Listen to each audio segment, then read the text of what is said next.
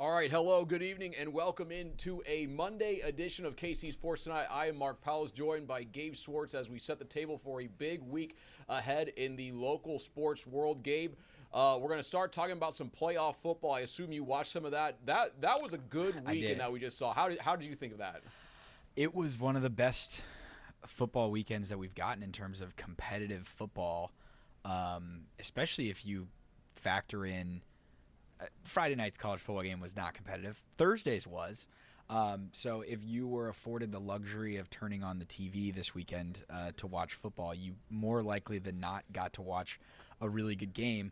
And that's something that does not happen very often during Wild Card Weekend. Like Wild Card Weekend, a lot of people made fun of when they added the seventh playoff team, and the NFL initially labeled it Super Wild Card Weekend, and everybody was like, "There's nothing super about this. Like the 2 seed usually just blasts the 7 seed, the 3 seed usually blasts the 6 seed, and then maybe we get a competitive game between the 4 and 5." That was not the case this weekend. It was awesome football pretty much throughout. Yeah, it certainly was, and I feel like at least locally, one of the big storylines we were hearing, at least as it relates to the Chiefs and this year's NFL playoffs, was that it was the first time we weren't going to see the Chiefs in the playoffs since 2014, and one of those big storylines was that the NFL world was going to miss the Chiefs. Like, teams wanted to beat Patrick Mahomes, teams wanted to beat Andy Reid, teams wanted to beat Travis Kelce, but then we had one of the best, as Gabe said, one of the best wild card weekends I think we've seen in recent memory. So here we're going to go through some of the results.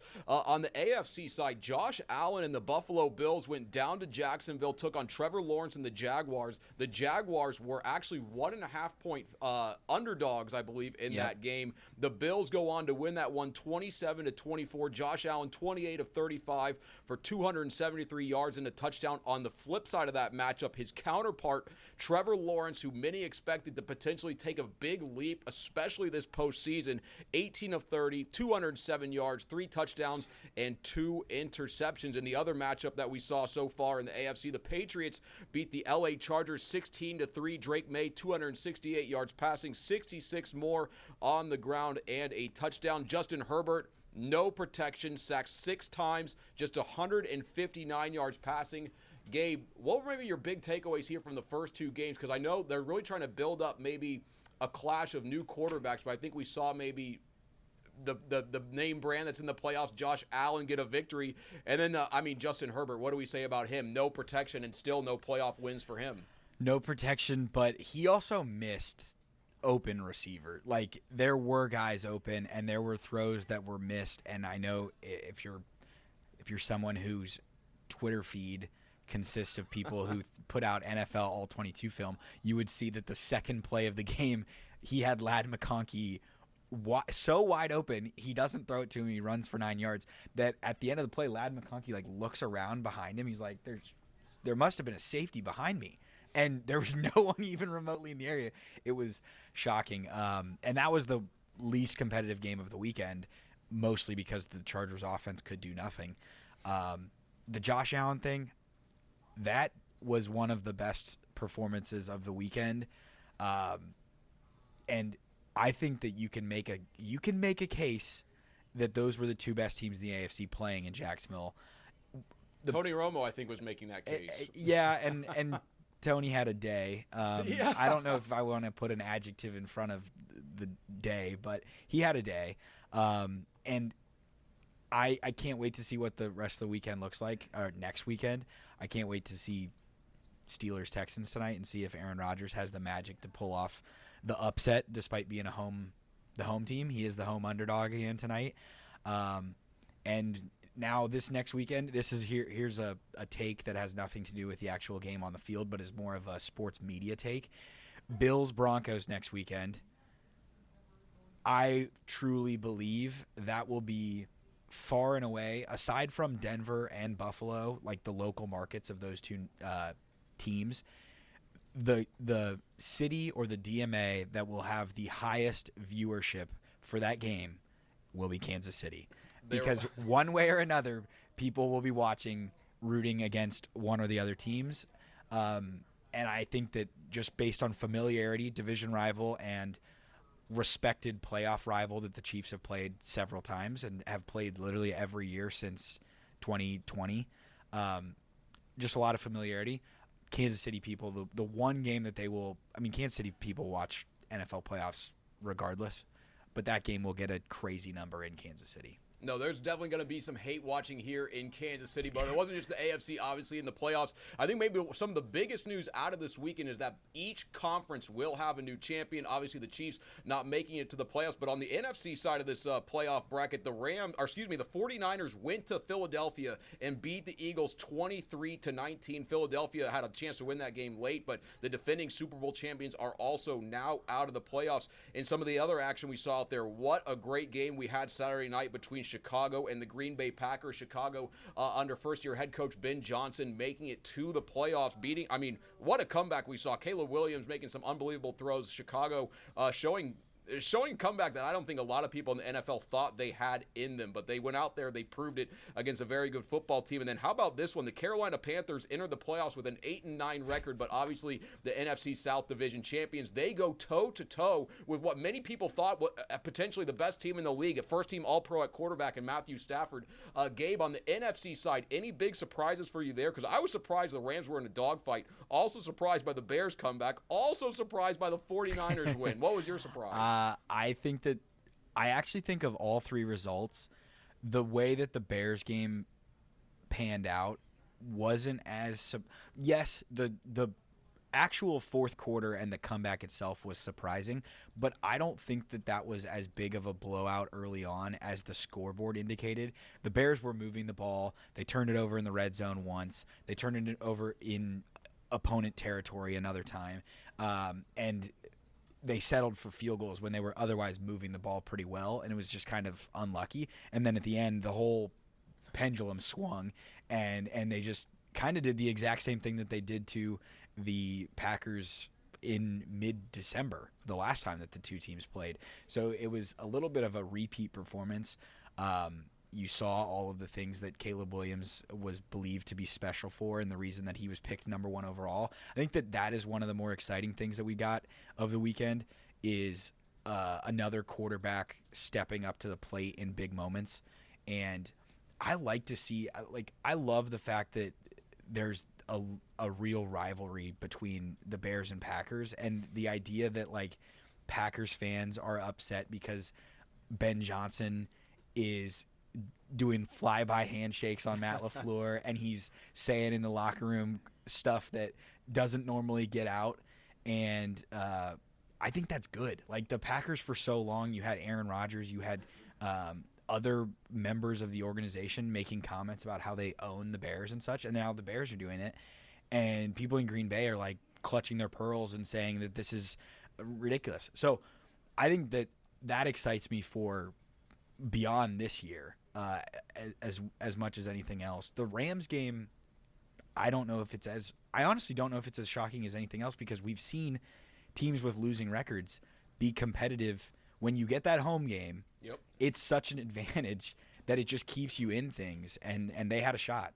No, they certainly did, but I know this isn't necessarily the most original take, but it really does kind of feel like the more and more we see this throughout the playoffs or as the postseason kind of approach, we are seeing a little bit of a changing of the guard maybe in the quarterback world in the NFL, with Caleb Williams playing like he did on Saturday night. That is the beginning of how that's how it unfolds. That's what happened. So it was very cool to kind of see that. And then I really love what you said about the rivalry, because so much in the NFL, at least to me recently, the league has just become such a commercial product that we have not seen this true, genuine hate. A couple weeks ago, Neil Jones did a great story about how when the Raiders were in Oakland, they had a legitimate home field advantage, they had crazy fans, they were when fans were scared to go there, teams were scared to go there, but then they moved, to a dome stadium in Las Vegas. They lost a lot of their fans, and that it just became kind of a sterile environment. And I feel like you could say that's happened a lot around the league, but to see the juice of that NFC North rivalry, obviously one of the oldest in all of football, pro football, very cool to see what's going on out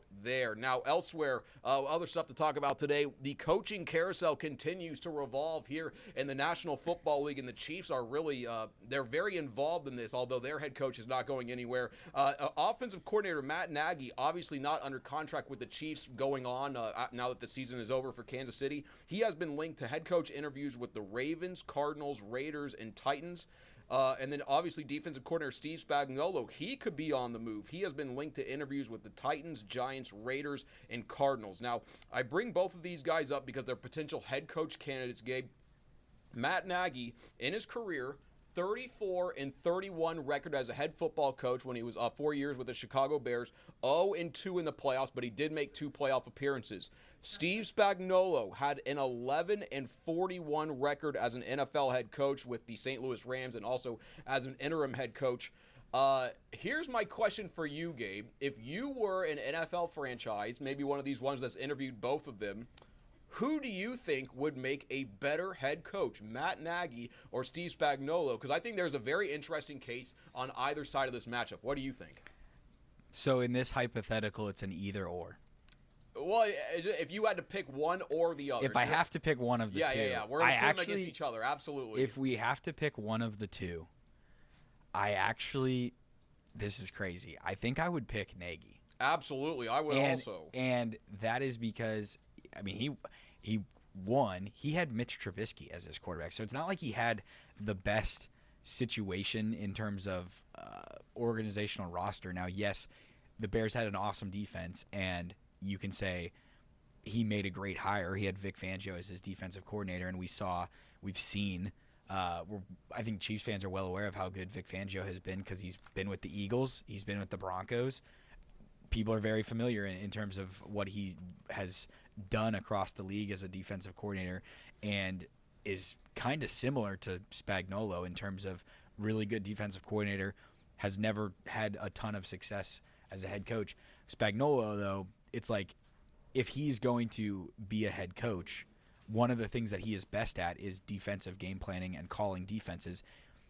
How many head coaches across the league actually do that when they're the head coach? Not as many. I mean, Mike McDonald does it in Seattle, and he's really, really good at it. I don't know if DeMeco Ryans is the defensive play caller or not for the Texans, but he is a defensive-minded guy. Mike Zimmer used to do it when I was in Minnesota. There you go. So it's hit or miss, but if you hire Spagnuolo and then you have a quarterback to develop, you have to hit on offensive coordinator. And then we've seen things with like the Texans, for example. If you have a great defensive coach and you have a young quarterback, you're a little bit reliant upon your offensive coordinator being good enough to be productive on the offense, but not great enough to consistently get stolen away and go to other franchises. So I don't think either are great options for anybody. I would be fascinated to see Matt Nagy get another job. I think that him getting the Ravens job would be crazy and would be – I would love to see that happen just to see the result, not to know whether it would go well or not.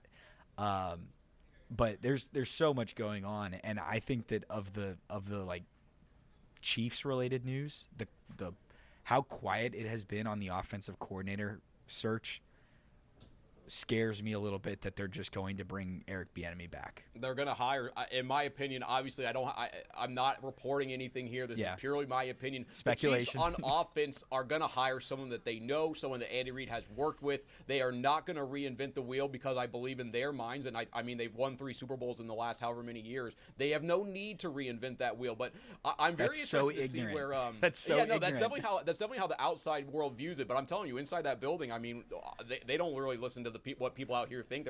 They think everyone outside the building is a moron, and they would be right in thinking that they know more about football than anybody else, especially a lot of these armchair Twitter quarterbacks.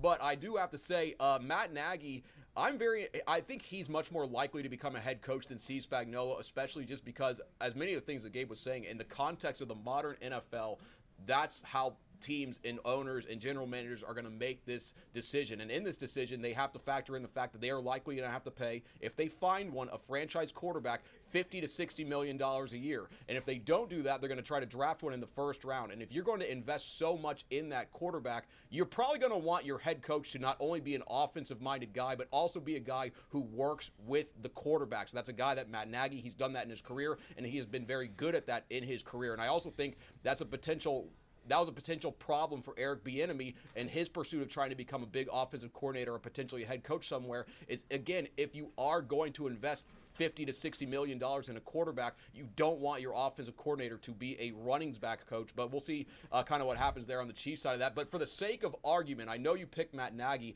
I'm going to say that Steve Spagnuolo has a chance to be a better head coach this time around, just for the sake of argument. But the reason that I say this is look at what's happened here in Kansas City. Neil Jones brings this up all the time. The Chiefs were obviously very good when Andy Reid came to town, but they did not start winning Super Bowls until Steve Spagnuolo arrived in Kansas City. The Chiefs had Bob Sutton as their defensive coordinator, and the Chiefs had good offense. They did have Alex Smith. They had Patrick Mahomes, but they weren't able to kind of get over that hump. Introduced Steve Spagnuolo, who is the only coordinator in league history to win 4 Super Bowl titles. I mean, there are lessons that he's learned under Andy Reid that I think he can take to another organization where it will be different this time around. Also, I mentioned his record, 11-41 as a head football coach. Who are his quarterbacks? He had Kyle Bowler, I believe, as one of the quarterbacks, and then Sam Bradford, a rookie out there, obviously made a glass when he was with the St. Louis Rams. So Steve Spagnuolo, was his record good when he was a head coach? No.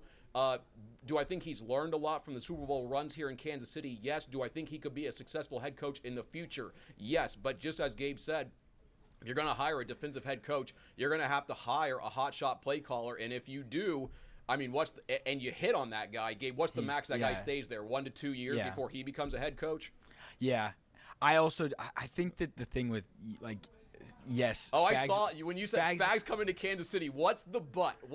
He was so much better than Bob Sutton, so much better in terms of like big game success.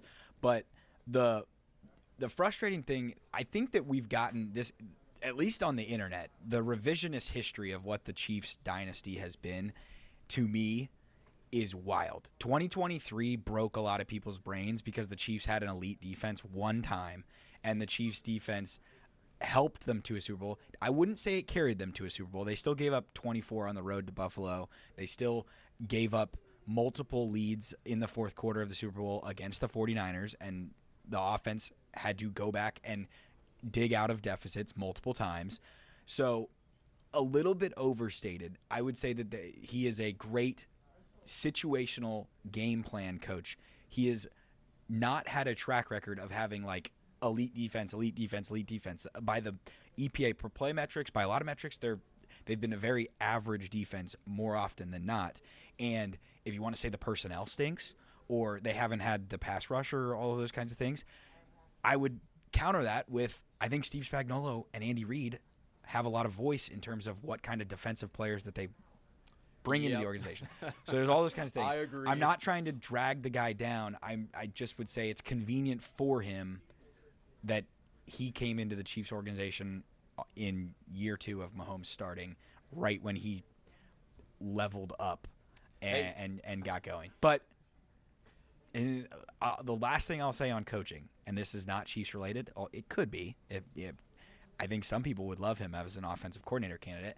Today, report comes out from Adam Schefter that Nate Scheelhaase, Rockhurst alum, love that you said this, Los Angeles Rams passing game coordinator, has been with the Rams, number 1 pass offense, number 1 scoring offense in the NFL, MVP favorite Matt Stafford. First team All-Pro Matt Stafford. First team All-Pro, MVP favorite, first team All-Pro, and he's been in the Sean McVay system for 2 years now, interviewing with 3 teams, the Ravens, Browns, the Browns, and the Raiders. Yep. No, so cool to see so that. He's out there. Local guy looking for a new job, probably going to – I mean, he's in the mix, I believe, to be a head coach in some of these opportunities, so very kind of cool to see what's going on there. Nathan Scheelhaase, a Rockhurst Hawklet. Shout out to him. We will be following his career every step of the way, and obviously as a Kansas City guy, we're going to cheer him on, and maybe if he comes here to Kansas City, not saying that's in the cards, not even saying that's a possibility, but if he did, we would definitely cheer that move on. But hey, guys, there's more to talk about just football. We have 10 minutes and about 3 topics left. We're going to start with the Kansas Jayhawks. Today, they dropped out of the AP Top 25 for the second time this season. The KU is now 1-2 in Big 12 play for the first time. Gabe, I can't believe this. Since 2005, 2006. Darren Peterson's cramping issues have come up again at the end of some of these games. Recently, there was a lot of TV coverage of it against TCU, and then today, Bill Self said it also came up in the loss at West Virginia. Gabe, KU and a lot of the KU fans, there's a lot of KU alums that work here in this building. I don't think any of them imagine that KU would be unranked at this point of the season when they have arguably the potential number one pick in the NBA draft, arguably the best player in all of college basketball. Are you surprised, quickly here, that KU is at this point? Yes and no. The concerning part is that Bill Self had a quote in West Virginia on Saturday that the league is and then he said something that I'm not allowed to say on this program. Yep. Keep your job. Don't say it. That in the first 3 games, they've played UCF, TCU, and West Virginia. West Virginia is one of the bottom 5 teams in the league. UCF is a good, not great team that's a fringe-ranked team that you could say that KU is more talented than, all those kinds of things. TCU, it took a literal miracle to beat them. And this was supposed to be one of the easier portions of the schedule. And you bring up the cramps. The cramps are concerning, but more concerning than the cramps is that even when he has been out there, they haven't gelled yet, and they haven't looked good in the half court offense is just not working. And I think that's the frustrating thing. The foul trouble this weekend with Badunga and Tiller, it's like they're just not deep enough in the front court, it seems. And I think that's particularly worrisome against the top of this league, like specifically the BYUs and Arizonas of the league that are front court heavy teams. Tomorrow night, 3.5-point underdogs at home. Allen Fieldhouse. And that's despite knowing that Peterson will play in some capacity. And this is a really good Iowa State team. Undefeated team. They've already won at Purdue this year, so it is a tall task, but it's close to a must-win in terms of like not the season falling apart. Yeah, tough season so far right now for KU. I don't think they expected to be at this point where they are in conference play. One thing that I did think was interesting after the loss at West Virginia, Bill Self said that KU in the past, when they were really at the peak of their powers, liked to run a 9-man rotation. But Bill Self said that we're not bringing pros off the bench anymore. He's like, let's just say it what it is. Like, the depth of this KU team is not what the fans and program are used to seeing of maybe what it was 10, 15 years ago. The landscape of college basketball has made it where, talent is spread out, and it's harder to overmatch teams with talent alone. So we'll see kind of how KU responds. A big game tomorrow against number 2 Iowa State right there at Allen Fieldhouse. All right, big news today in the world of golf, actually. Surprising that we're talking about that here on this program. But today, 5-time major champion Brooks Koepka on the PGA Tour announced that Brooks will be returning to the PGA Tour. He did play on the Live Golf Tour for the last 4 years. Live Golf, obviously backed by the Saudi Arabian Public Investment Fund. Now, Brooks Koepka will have to face significant financial penalties. He also must pay $5 million to charity. Now, the PGA Tour, in response to this, in their ongoing battle with Live Golf, has announced a returning member program. But it's not really a program because only three players fit into the criteria. The criteria was you had to have won any of the 4 majors or basically the 5th biggest tournament in golf, the Players' Championship, from 2022 to 2025. And the only players in Live Golf that qualify for that are Bryson DeChambeau, John Rahm, and Cam Smith, who's from Australia and won the 150th Open Championship at the Old Course St. Andrews, probably the most historic venue in all of golf. Mm-hmm. Gabe, those 3 players must decide by February 2nd if they want to leave Live Golf somehow. I don't know how those contracts work. I would not want to get involved in a court hearing with that in the Saudi government.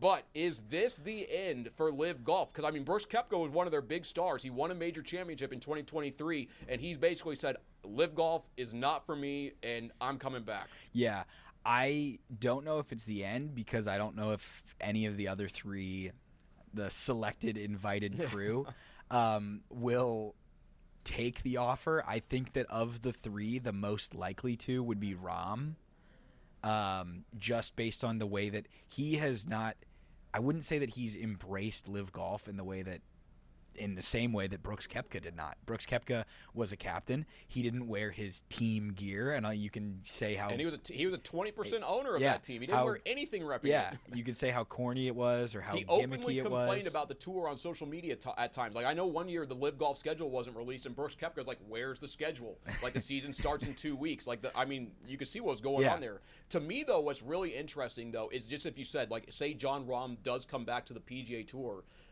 Not saying that would happen, but if, in a hypothetical world, if that would happen, Bryson DeChambeau, he could go to the people in charge of Live Golf, the Saudi investment fund, and say, if you guys want to keep this thing going, I am your biggest star, and I'm your only star. Hundreds of millions, if not, like, he could be like, I want $1 billion, otherwise this league will fold. And if he left, like, no one watches Live Golf right now. And if you take out the biggest star, Bryson DeChambeau, I don't think anyone would watch. And I think that Bryson's frustrated because he is a massive YouTube star, and he can say, guys, I am a draw, and yet no one watches our product. So someone within Live Golf is failing me personally, if I was Bryson, because I'm supposed to be this draw and no one wants to watch. So it's not a me problem, it's a you guys problem.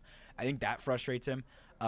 Well, I think you could also say that right now that Live Golf, I mean, it's been 4 or 5 years since the league was incepted. It sold these players a straight up bill of goods. I mean, obviously it gave select players tens, 50, hundreds of millions of dollars, but they told these guys, you're going to get world ranking points. You're going to be able to compete in the majors. You're going to be able to play on other tours. And none of those things turned out to be true. So I think, now hindsight is 2020. Brooks Koepka said, you guys told me a bunch of things that didn't end up to be true.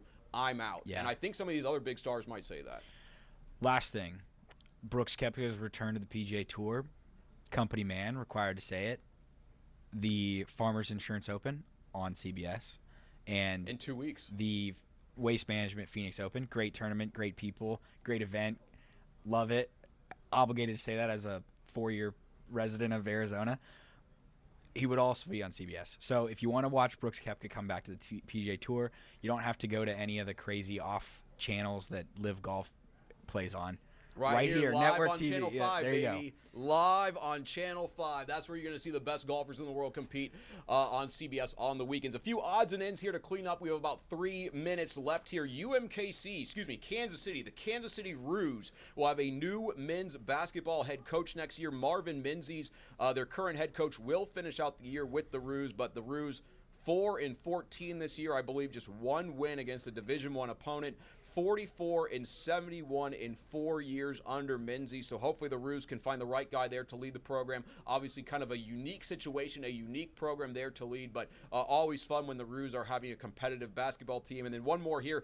Kansas State University is hiring Sean Gleason to be the offensive coordinator under Colin Klein. Gleason brings 19 years of experience to Manhattan. He's been the OC and quarterbacks coach at both Oklahoma State and Rutgers in the past, as we're really beginning to see the staff of head coach Colin Klein kind of get assembled out there in K-State. But Gabe, early on here in the Colin Klein tenure, I mean, obviously I don't know if there's anything bad to say, but it seems like K-State is kind of finding their vision, finding their identity, and moving forward.